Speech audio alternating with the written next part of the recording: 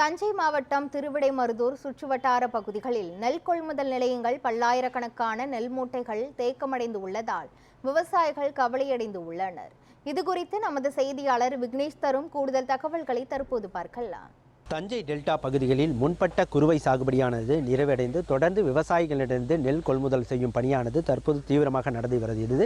குறிப்பாக தஞ்சை மாவட்டத்தை பொறுத்தவரை திருவிடைமருதூர் சுற்றுவட்டார பகுதிகளில் 5க்கும் மேற்பட்ட நிரந்தர நெல் கொள்முதல் நிலையங்களும் 50க்கும் மேற்பட்ட இடங்களில் தற்காலிக நெல் கொள்முதல் நிலையங்களும் இருந்து வருகிறது.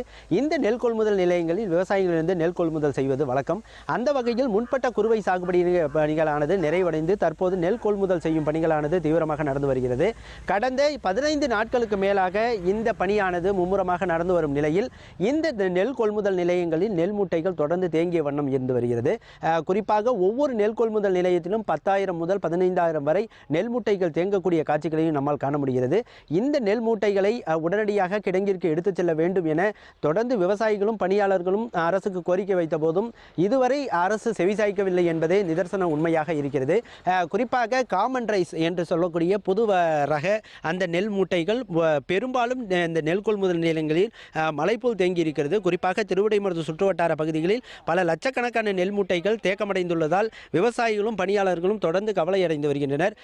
இந்த நெல் மூட்டைகளை உடனடியாக கிடங்கிற்கு எடுத்துச் செல்ல வேண்டும் என்பதே இவர்களது பிரதான கோரிக்கையாக இருந்து வருகிறது.